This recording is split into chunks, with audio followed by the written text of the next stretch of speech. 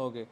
तो सर आप क्या फ्यूचर देखते हैं अपनी पुरानी पार्टी का और जेजेपी एंड आईएनएलडी कहीं देखिए उभर आज के पाएंगे? दिन तो सर एक सेकंड में पूरा कर लेता हूँ कि जब हरियाणा में, छोटे से हरियाणा में दो इतनी नेशनल पॉलिटिकल पार्टियां बिल्कुल स्टेब्लिश हो चुकी हैं, नीचे तक ऑलरेडी स्टेब्लिश्ड हैं, वहाँ पे अब ये रीजनल पार्टीज, ये दोनों की दोनों जो एक ही फैमिली का धड़ा है, क्या सरवाइव कर पाएंगे या दोबारा से रिबिल्ड कर पाएंगे अपने आप को? देखिए,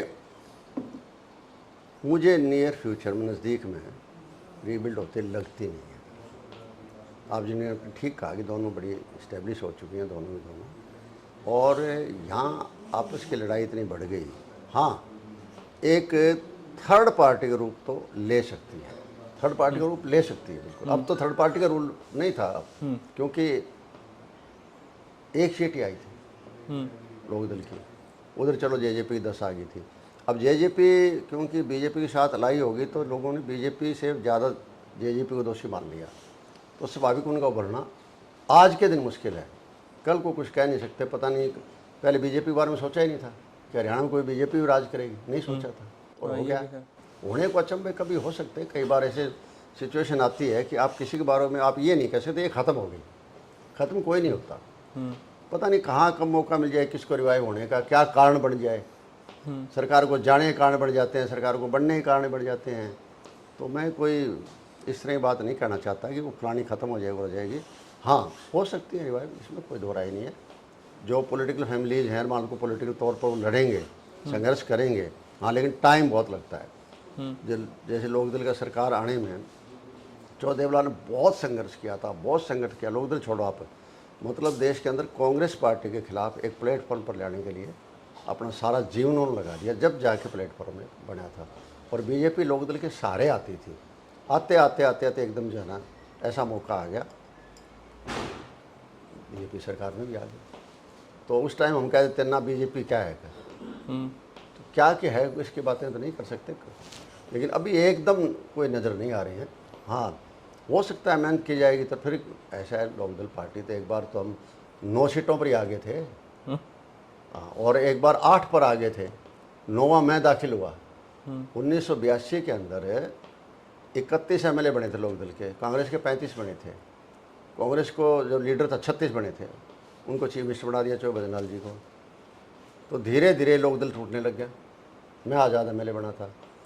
टूटते टूटते लोकदल आखिर में चौधरी देवलाल के पास 8 एमएलए रह गए, इंक्लूडिंग चौधरी देवलाल जी, और 9वां मैंने ज्वाइन किया उनको। तो 9 एमएलए थे हम लोकदल के। उसके बाद आप इमेजिन कर सकते हैं कि वो पार्टी जो है कांग्रेस को 5 सीटों पर लाके रख देगी स्टेट में। जो एंटी कांग्रेस ग्रुप बना था, जिसके अंदर सीपीआई भी आ गई थी, सीपीएम भी आ गया, कई सीटें उनको भी दी गई थी, बीजेपी भी साथ थी, सारे लोग जुड़ के आपस में मिल के, और कांग्रेस को सिर्फ 5 सीट दी थी, 50 सीटें कांग्रेस से अलग गई थी। तो माहौल बनते हुए आदमी मेहनत करेगा और करेगा तो कोई पार्टी में कहीं भी जा सकती है, उसकी मेहनत पर डिपेंड करता है। हमने मेहनत की उस टाइम, ज़बरदस्त मेहनत की थी उस टाइम। ये जब से न्याय यात्राएं वगैरह, न्याय युद्ध वगैरह जो चलाया गया था, हर आदमी उसमें इन्वॉल्व हो गया था, सारी 36 बरादरी इन्वॉल्व हो गई थी। लेकिन वो लीडरशिप चौधरी देवलाल के पास थी, वो क्रिस्मेटिक लीडरशिप थी किस्म की। इस वजह से जो है ना सारी दुनिया जुड़ गई और पहुँच गई। देश पर, देश में भी राज कर लिया और स्टेट में किया ही किया। ये कुछ नहीं कह सकते किसका क्या हो जाएगा। मैं कहता ना वो ख़त्म हो जाएगा, मैं तो ख़त्म हो जाऊँगा, लेकिन पार्टियाँ ख़त्म होने की मुश्किल होती है। अच्छा सर, जैसे इससे पहले वाले में आपने बात की जाट और नॉन जाट, तो how important these words for Haryana politics, as well as are they the diplomatic words, and why people use them again and again? What is your definition of Jat and non Jat? देखिए, मेरी ऐसा है, उस टाइम कुछ माहौल ऐसा बन गया था। एक तरफ ये ज़्यादा जो माहौल बना था ना, ये हुआ था 82 में स्टार्ट। 82 में जब चौधरी भजनलाल को चीफ मिनिस्टर बना दिया गया था, और चौधरी देवलाल के साथ ज्यादती हुई थी। चौधरी देवलाल रह गए थे, तो उनके पास उस टाइम में 35 तो थे, सॉरी 31 थे लोकदल के, 16, मैं भी उसमें आज़ाद था, 16 लोग हम आज़ाद बने थे, क्योंकि पार्टी टिकटों में गड़बड़ हो गई थी, जिससे हम काफ़ी लोग आज़ाद बन के आए थे। और 6 बीजेपी के थे, और 3 जो है बाबू जगीराम की पार्टी थी उसके थे। तो उस टाइम चौधरी देवलाल जी ने हमारी परेड कराई थी गवर्नर के आगे, और मेजोरिटी थी, करीबन 50 MLA थे सारे मिलके, और मंडे के लिए कह दिया गया था कि आप मंडे को आइए गवर्नर हाउस, सब दिलाने का टाइम दे दिया मंडे का।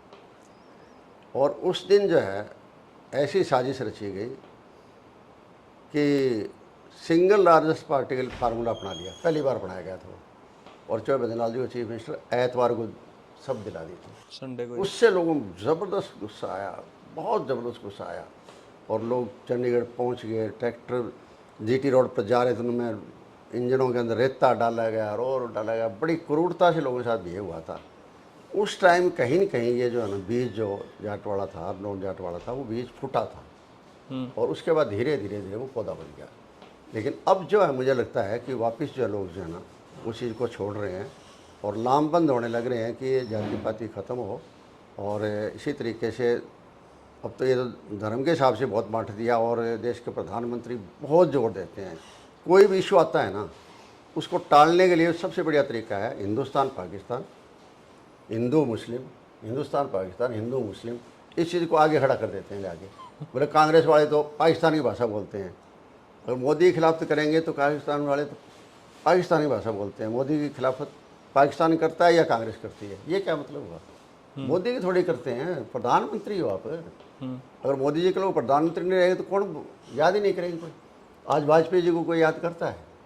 तो उनसे भी बड़े बड़े गए। बड़े बड़े गए, इंदिरा गांधी जी चली गई है और चले गए, नेहरू जी चले गए हैं। तो हमारी तरफ कहावत है कि नारनौद की तरफ का था, बोले भाई अपन जवाहरलाल नेहरू चले गए, देश कैसे चलेगा? अरे बोले जवाहरलाल जी की छोड़ो, हमारे लक्ष्मी पंडित चले गए, लक्ष्मी चंद, इसके बाद ही चल रहा है देश। उनके लिए लक्ष्मी चंद पंडित बहुत बड़े थे। तो ये चलता रहता है घर।